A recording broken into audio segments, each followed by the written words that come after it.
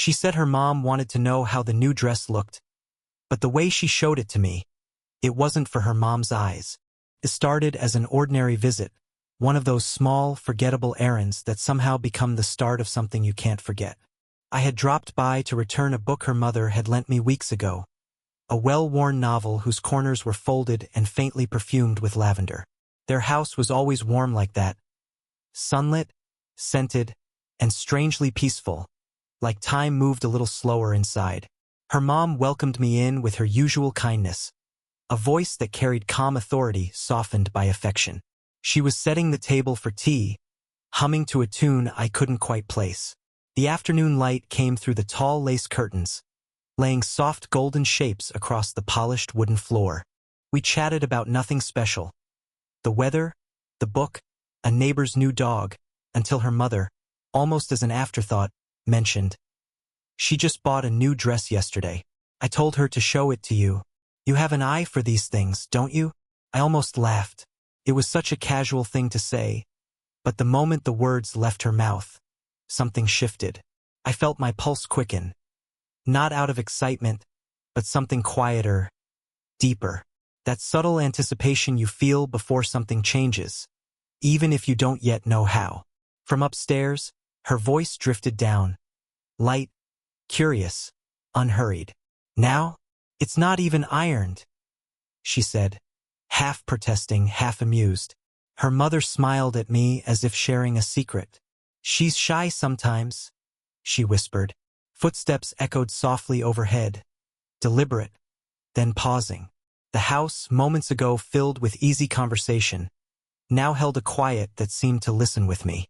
I stood near the doorway, hands in my pockets, pretending to admire the framed photographs on the wall. Her graduation, a family trip, a laughing moment caught mid-sunset.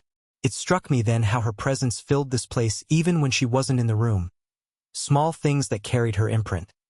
The faint scent of jasmine from a half-opened bottle on the table, a scarf left draped across the couch, her laughter faintly clinging to the air like a melody not ready to fade.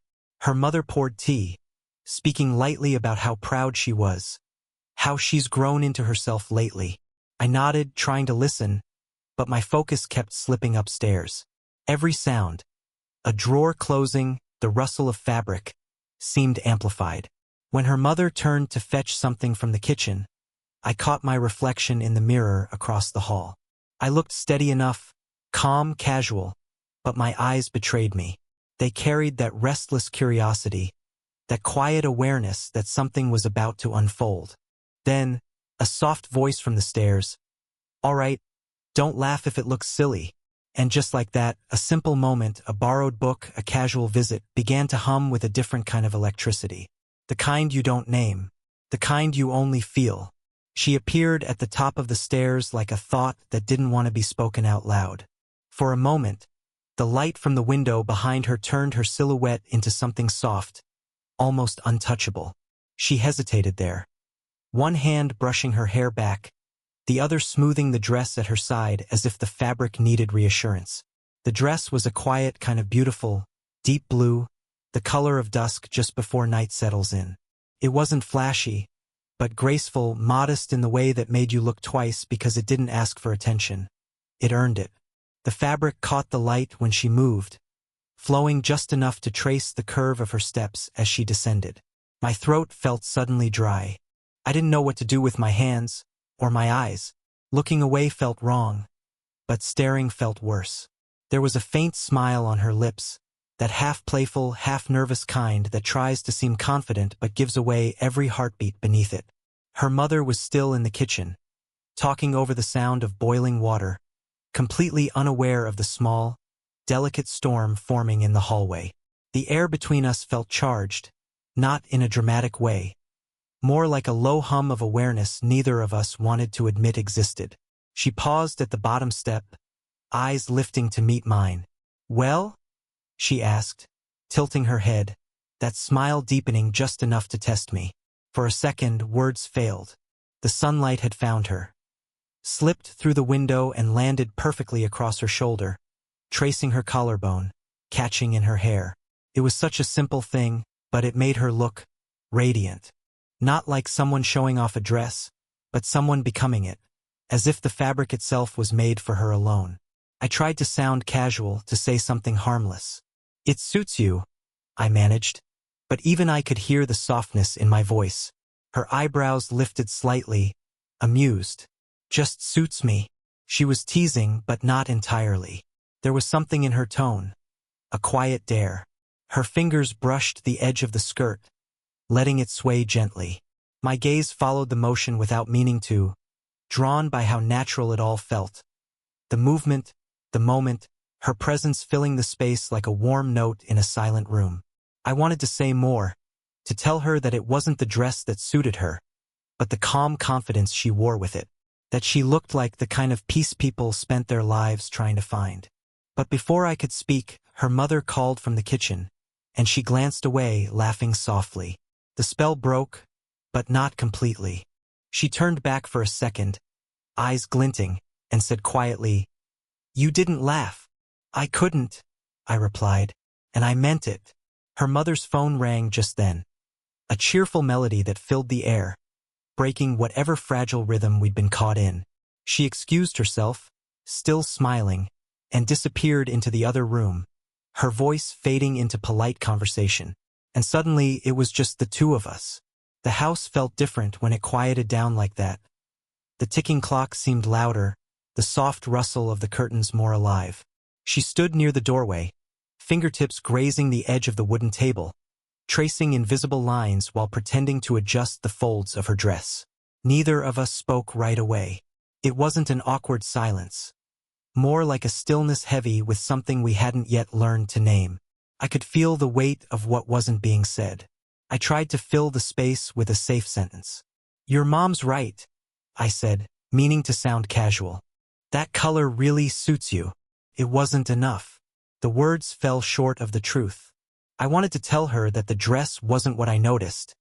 It was her ease inside it. The way she carried herself, grounded yet delicate, as if she knew her own gravity but never flaunted it. She turned to look at me, one eyebrow raised, a tiny, knowing smile playing on her lips. "You've already said that," she said softly. "I did," I admitted, "but I meant it this time." Her smile faltered, not because she was offended, but because she felt it, that something inside my tone had shifted. There was a pause then, where time seemed to stop moving forward, and we were just standing there, suspended in something that neither of us had planned but both somehow expected. Her eyes searched mine, not for answers, but for honesty. And for the first time, I didn't try to hide it. I let her see what I meant. The silence stretched between us, thick and tender. She looked down, brushing a loose strand of hair behind her ear, a faint color rising in her cheeks. Then, almost as if to steady herself, she asked, "You think it's really me?" That question. Simple words, but layered with all the things she wasn't saying. "Do you see me? Do you understand me?" I nodded, slowly. "Completely." For a second, she just stared at me. And then she laughed. But it was different this time. Softer. A little nervous. The kind of laugh that comes when someone feels seen and doesn't quite know what to do with it. The sound of her mother's voice drifted faintly from the other room, grounding us again. But even as we both pretended to return to normal, neither of us really did. Because in that brief exchange, just a few words, spoken too gently, too sincerely, something had changed. And though neither of us said another thing, we both knew it. That line between comfort and curiosity had quietly, irrevocably blurred. She stood there, eyes still carrying that soft echo of what had just passed between us. A quiet vulnerability that she tried to hide behind a playful smirk. The air felt fragile, like one wrong word could make it all shatter. Then she tilted her head slightly, her voice breaking the silence. "You haven't even seen the back," she said, a teasing lilt in her tone. Before I could answer, she turned slowly, almost shyly at first. The fabric of her dress shifted with her, catching the light as she did. It was the simplest movement, a small spin, barely more than a turn, but it drew the entire room into motion. The air stirred, her scent brushed past me, soft and warm, a hint of jasmine and something familiar I couldn't name. She laughed. a sound light enough to make my chest ache, and the sound seemed to fill every quiet space the silence had left behind. I couldn't help it. A smile broke across my face, uninvited but impossible to stop. When she came to a stop, the hem of her dress brushed lightly against my leg. Accidental, maybe, but it didn't feel that way. For a second, neither of us moved. The contact was fleeting, almost weightless, yet it felt like the world had narrowed to that one point of touch. Her laughter faded, and when she looked up at me, her expression had changed, no longer teasing. Something gentler lived there now, something questioning. "So, does it really look all right?" she asked. The way she said it wasn't about the dress anymore. It was about everything unspoken between us, about being seen, understood, maybe even desired in a way that scared her a little. I swallowed, trying to keep my voice steady. "It looks perfect," I said quietly. Her eyes softened. For a moment, she didn't look away. That single second stretched, filled with 1,000 small, wordless things. The sound of her breathing, the faint ticking of the clock, the slow rise and fall of something neither of us wanted to name but both could feel. The sunlight shifted, drawing a warm line across her shoulder. She followed my gaze, then smiled faintly, almost to herself. "It's just a dress," she whispered, as if reminding us both. "Maybe," I said, "but you make it something more." She looked at me, then really looked, and I saw it, the spark of awareness that changes how two people see each other forever. It wasn't bold or dramatic, just a quiet understanding settling between us, deeper than words could carry. Somewhere in the house, a kettle whistled, a reminder of where we were, of who might walk in any moment. But for that brief, suspended breath of time, it didn't matter. Because when she smiled again, soft and knowing, I realized the truth, that no spin, no laughter, no teasing word had ever meant so much without being spoken at all. The whistle from the kettle faded, and silence crept back into the room like an echo that didn't want to die. She was standing just a few feet away, close enough that I could see the tiny flecks of light in her eyes, the subtle rise of her shoulders as she exhaled. Something about that stillness pulled the world into focus. The faint hum of the refrigerator, the tick of the clock, even the quiet rustle of her dress. Everything slowed down until it felt like the house itself was holding its breath. She broke the silence first. "You really think it looks perfect?" Her voice was softer this time, stripped of teasing, threaded with something real. She wasn't asking about the dress. Not anymore. I took a small step closer, not enough to cross a line, but enough to feel the change in the air between us. "Yeah," I said, my voice barely above a whisper. "Perfect." Her gaze lifted, steady and searching. The space between us shrank by something invisible. There was no grand movement, no deliberate act, just gravity doing what it always does when two people finally stop pretending they're not drawn to each other. She smiled, but it faltered halfway. "You always say things like that," she murmured, eyes darting briefly toward the window. "But this time, it sounds different." I hesitated, the truth sitting heavy in my chest, wanting to be said but afraid of what it might change. I wanted to tell her that it was different, that I wasn't looking at the dress or even her reflection in the sunlight. I was looking at her, at the way she existed quietly, completely, without trying. Instead, I said the only thing I could manage. "Maybe it is." Her breath caught, a small, audible hitch that said more than words ever could. She didn't move, not at first. Then, slowly, she closed the distance just a little more, enough that her perfume drifted toward me again, that faint vanilla warmth mixed with something purely her. I could feel the nearness, the way her presence filled the air, how every breath seemed shared. My heart was loud in my chest, and I wondered if she could hear it too. She looked up at me, not shyly, but with a quiet steadiness that almost undid me. "You shouldn't say things you don't mean," she whispered. "I don't," I said. Her eyes softened at that, and for a moment, I thought she might reach out. Her hand lifted, hesitated, then brushed a loose strand of hair behind her ear instead. That tiny movement was enough to break the moment open and seal it at the same time. We stayed there, suspended, too close to be strangers, too uncertain to be anything else. And in that breathless space, every word I didn't say was already understood. The moment hung there, still, fragile, perfect. I could almost hear the sound of my heartbeat in the quiet between us. Her eyes hadn't left mine, and for a fleeting instant I thought maybe, just maybe, she felt it too, that strange gravity holding us in place. Then a voice called out from the kitchen. Her mother. The sound hit like a ripple through still water, breaking whatever invisible thread had bound us together. She blinked first, pulling her gaze away, her body language shifting in an instant, shoulders straightening, expression softening into composure. She stepped back, just one pace, but it felt like a mile. The warmth that had filled the room was suddenly replaced by air that felt too cool, too ordinary. I cleared my throat, pretending to look at the photos on the wall again, the same ones I'd been staring at when I arrived. Anything to hide the fact that I was still reeling from what almost happened, from what almost escaped my mouth. Her mother appeared in the doorway, cheerful and unaware, still holding her phone. "Did you show him the dress properly?" she asked, eyes twinkling. She laughed, that familiar, effortless laugh that had just minutes ago meant something entirely different. "I did," she said lightly. "He approves." "Of course he does," her mother chuckled, giving me a warm, knowing smile before setting her phone aside. "She has a way of making anything look good, doesn't she?" I managed a polite nod, though my pulse was still unsteady. I wanted to say something, anything, to fill the space, to prove that I could still speak like a normal person. But every word I tried to form felt too heavy, too risky. She glanced at me once, quickly, fleetingly, and I saw it, just a flicker in her eyes. The silent acknowledgement that we both remembered, that underneath her composed smile and my careful stillness, the air still carried the trace of what had just passed between us.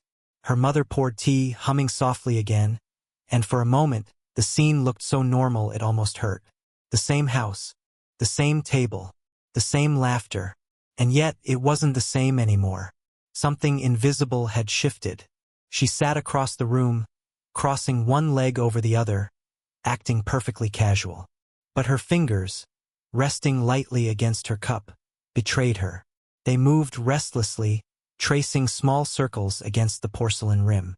When her mother left again, heading toward the garden, we both exhaled. She met my eyes then, and a small, knowing smile tugged at her lips, the kind that says I'm fine but means I remember. "Tea?" she asked, her tone perfectly calm. I smiled faintly. "Sure." And as she handed me the cup, our fingers brushed, just for a second. Barely noticeable unless you were the one feeling it. And I was, more than I wanted to admit. The sun had started to dip low by the time I stood to leave.